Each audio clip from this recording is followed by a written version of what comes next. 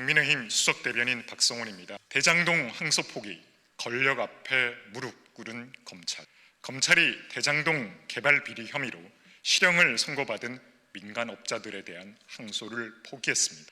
이 결정으로 검찰이 추정한 수천억 원대 개발 이익을 국고로 환수하는 길이 사실상 막혔습니다. 대장동 수사 공판팀은 이미 항소 준비와 내부 결재, 대검 보고까지 모두 마쳤지만 자정 직전 대검과 중앙지검 지휘부로부터 알 수 없는 이유로 항소 금지 지시가 내려왔다고 공개적으로 밝혔습니다. 이는 친명 자장 정성호 법무부 장관이 이재명 대통령 방탄을 위해 대장동 재판의 검찰 항소를 막은 것으로 정치적 개입에 따른 사건 무마 시도입니다.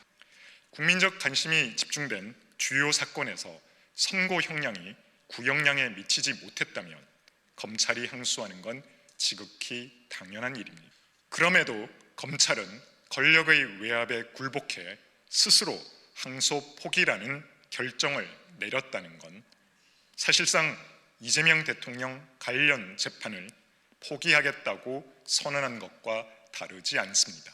대장동 일당들에 대한 1심 선고가 나온 직후부터 대통령실과 민주당, 이재명 정부는 노골적인 이재명 대통령 지키기 무리수를 쓰고 있습니다.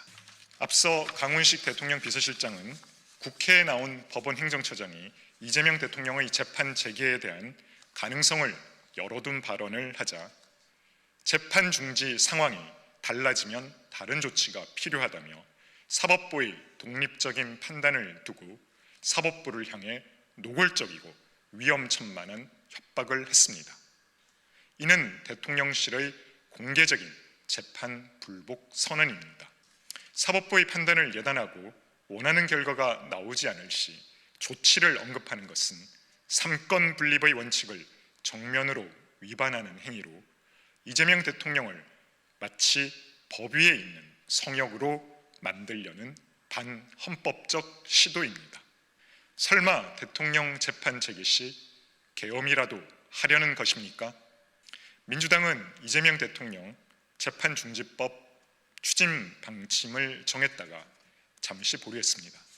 정부 여당이 추진 중인 배임제가 폐지되면 대장동 사건은 유죄가 아니라 면소로 흘러갈 수밖에 없습니다.